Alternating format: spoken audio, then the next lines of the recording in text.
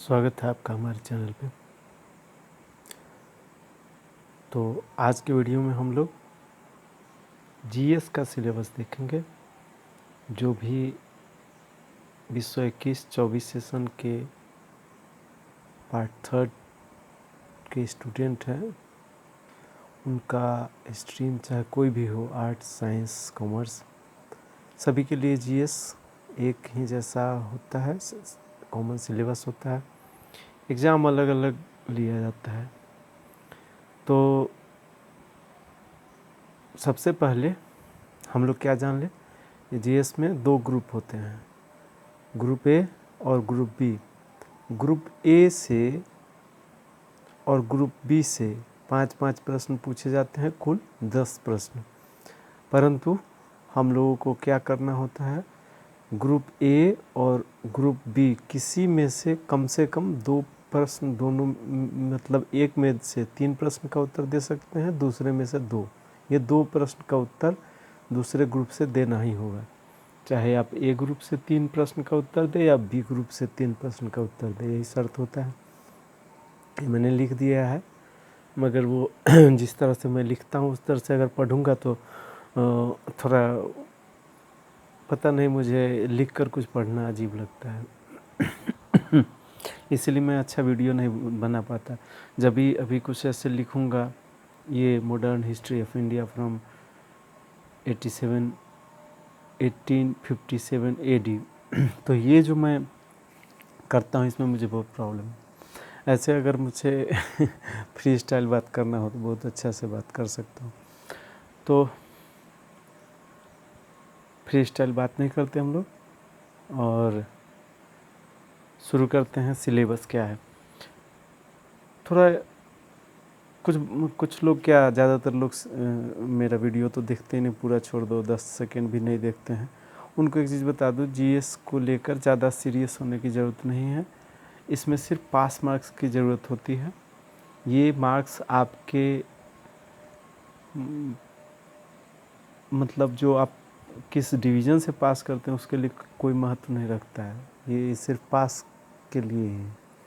जब आपका aggregate total आएगा उसमें कोई इसका महत्व नहीं होता है, तो इसको ज़्यादा सीरियस ना ले, सीरियस अपने ऑनर्स पेपर को ले। 33 नंबर लाने का प्रयास इसमें करें। हर विषय के लोगों के लिए 33 नंबर लाने का इसमें मसाला रहता है। जैसे हिस्ट्री वालों के लिए देख लीजिए, ग्रुप ए से शुरू करते हैं। Modern history of India from 1857 AD, ये आपको आधुनिक भारत पढ़ना ही है। History of independence movement paper 6 में पढ़ना है। पेपर 5 में ये फर्स्ट टॉपिक पढ़ना है और पेपर 6 में सेकंड टॉपिक पढ़ना है।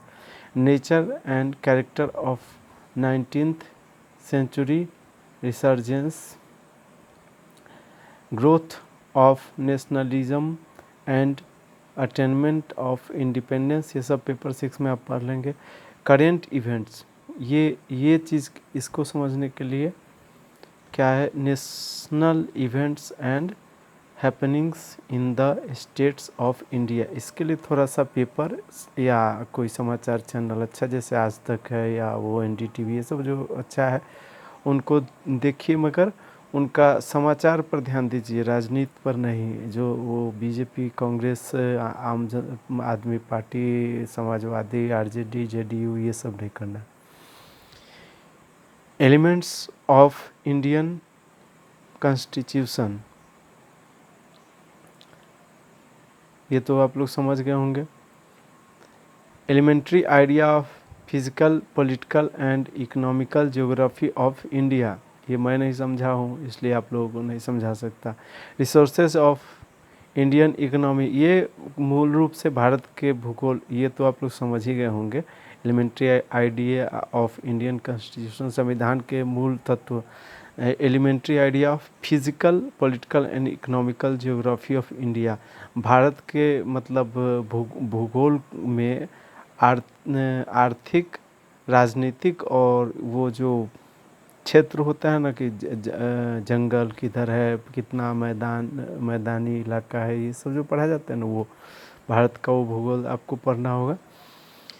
और human resources, animal husbandry and fisheries, forests, ये समझिए गए होइएगा। Elementary information on major industries of India. Elementary information of major industries of India, Bharat के उद्योग के बारे में कुछ मूल ज्ञान, प्रारंभिक ज्ञान। एलिमेंट्री मतलब प्रारंभिक ज्ञान। United Nations and its major agencies, संयुक्त राष्ट्र संघ और इसके प्रमुख इकाइयाँ। एजेंसीज माने क्या होता है मुझे नहीं पता, देख लीजिएगा आप लोग। और ग्रुप बी में ये साइंस वालों के लिए है, देखिए। What is life, properties of living forms, elementary idea of virus and bacteria, important diseases. एक चीज़ मुझे समझ में नहीं आया भाई, डिजीज़ इम्पॉर्टेंट कब से होने लगा? महत्वपूर्ण रोग, पता नहीं, यूनिवर्सिटी को कुछ इस जगह दूसरा शब्द लिखना चाहिए ना। लगता है कि वो हम जैसा कोई आदमी इस जगह शब्द लिख दिया होगा, इम्पॉर्टेंट डिजीजेस, महत्वपूर्ण रोग। कॉजेज बाय माइक्रो ऑर्गेनिजम्स, पता नहीं इस पर मैंने जो टिप्पणी किया हो सकता है मैं कुछ गलत हूँ तो क्षमा प्रार्थी हूँ। एलिमेंट्री आइडिया ऑफ, क्योंकि ऐसे साइंस में मैं बहुत कमज़ोर हूँ। Elementary idea of composition of living matters. Arts में कौन सा बहुत तेज हूँ, सभी विषय में बहुत भोंदलू आदमी हूँ मैं, तो गलती हो उसे माफ़ कर दें। Elementary idea of composition of living matters. अच्छा, इसको हम नहीं समझाना, ये क्या आप लोगों को पढ़ना है? What is life, properties of living forms, जीवन क्या है और सजीवों के लक्षण क्या होते हैं। ये elementary idea of virus and bacteria, virus और बैक्टीरिया के बारे में थोड़ा सा जानकारी, प्रारंभिक ज्ञान प्राप्त करना है, बहुत ज़्यादा गहरा ज्ञान नहीं प्राप्त करना है। वैसे आप लोगों को एक बात बता दूं, जीएस एक ऐसा सब्जेक्ट है ना जिसका सिलेबस ही इतना छोटा सा लगता है, 2 लाइन। अगर आपसे मूड अच्छा है, परीक्षक बोलते हैं ना, आप परीक्षक का जो मतलब जिनको प्रश्न सेट करना है या आपसे एग्ज़ाम लेना है, उन मूड अच्छा है तो इतना हल्का क्वेश्चन दे देंगे, आप कहेंगे वाह। और अगर मूड ख़राब है तो फिर जीएस का परीक्षा पास नहीं किया जा सकता है, चाहे कितना भी पढ़ ले, क्योंकि यही वायरस और बैक्टीरिया का एलिमेंट्री आइडिया ही इतना खतरनाक हो सकता है कि शायद बायोलॉजी ऑनर्स करने वाला 10% बच्चा ही बिहार का, तो मैं जानता हूँ जूलॉजी ऑनर्स वाला, यहाँ जब जूलॉजी ऑनर्स करने वाले पता तो बायोलॉजी ऑनर्स कर रहा हूँ। बोटनी और जूलॉजी ऑनर्स अलग अलग होता था हम लोगों के समय में, पता नहीं आज कैसे होता है। तो इसी बैक्टीरिया और वायरस का प्रश्न से पूछ देगी ना, पता चल। जीएस अगर समझिए तो बहुत हल्का और बहुत कठिन विषय है। यही एक विषय है जो भगवान की तरह सूक्ष्म और अनंत दोनों है, मतलब विराटता और सूक्ष्मता इसमें, इस विषय में समाहित है। सूक्ष्मता इतना है कि क्लास 8 का बच्चा भी इसे सॉल्व कर लेगा, और विराटता इतना है कि वो तो छोड़िए विराटता की बात, वायरस पे दुनिया पे किसी के पास ऐसा रिसर्च ही नहीं है, कुछ नहीं। दुनिया पूरा दुनिया इस एक वायरस के सामने सरेंडर।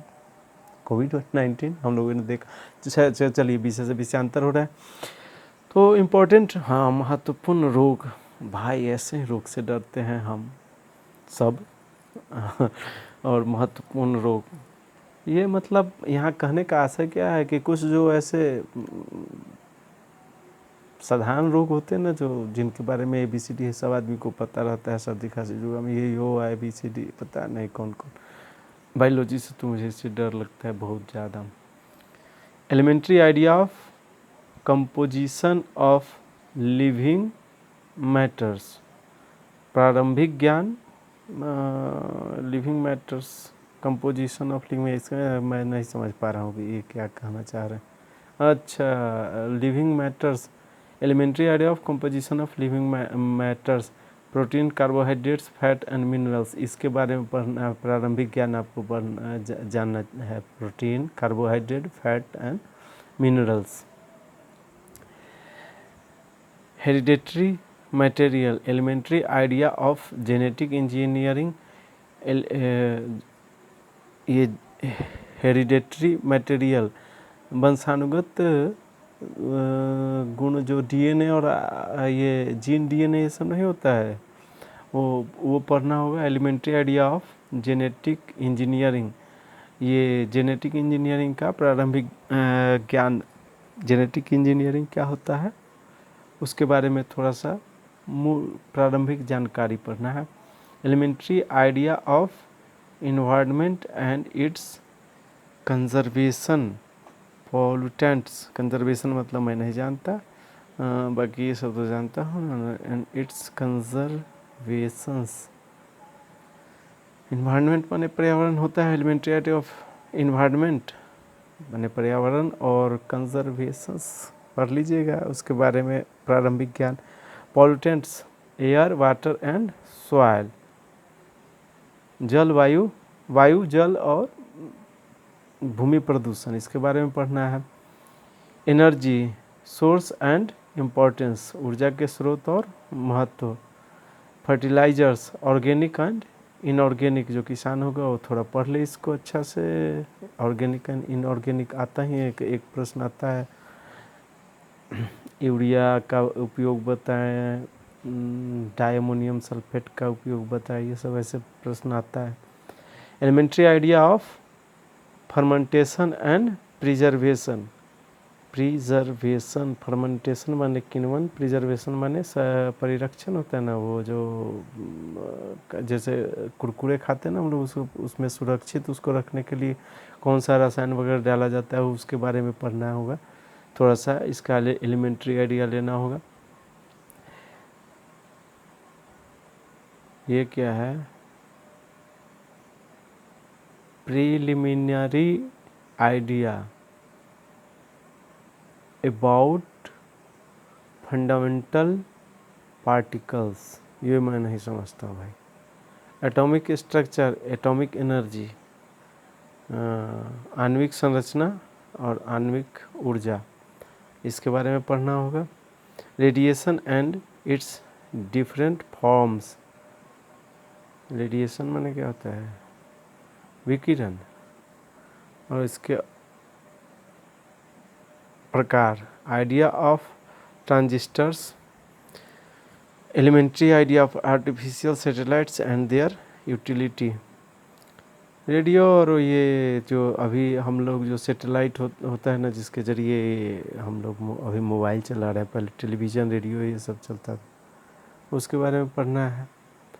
तो यही ग्रुप बी से आप अगर साइंस में ज़्यादा अच्छे हैं तो ग्रुप बी से 3 प्रश्न का उत्तर दे दे, ग्रुप ए से 2, और अगर आप आर्ट में ज़्यादा अच्छे हैं तो ग्रुप ए से 3 प्रश्न का उत्तर दे दे, इस ग्रुप बी से 2 प्रश्न का उत्तर दे। और जैसे देख लीजिए ये प्रश्न होता है 23 का प्रश्न है 2023 का, ये प्रश्न है 2023 का, ये ग्रुप ए है, यहाँ ग्रुप बी है। तो इसमें से क्या करना है आपको, 1 2 3 प्रश्न का उत्तर आपने इस ग्रुप ए से दे दिया तो आपको 1 2 प्रश्न इसमें से देना होगा, चाहे कोई भी आप 1 2 3 प्रश्न यहाँ से दे दिए तो 1 2 जैसे ऑनर्स में देते हैं वैसे ही, मगर 3 प्रश्न इसमें से कहीं से ऊपर नीचे कहीं से भी 3 प्रश्न आपने उत्तर लिख दिया तो 2 प्रश्न आपको इसमें से लिखना हो। 5 का 5 प्रश्न अगर इसमें से आंसर करेंगे ग्रुप ए से तो आपको नंबर 3 का ही मिलेगा। ओके, और ये प्रश्न जो है ना, हाँ, लेखकों के नाम बताएं, निम्नलिखित पुस्तकों के लेखकों के नाम बताएं। रोजगार, ब्याज और मुद्रा का सामान्य सिद्धांत, सत्य के प्रयोग, आनंद मठ, उर्मिला, आज़ाद बचपन की ओर। ये 1 2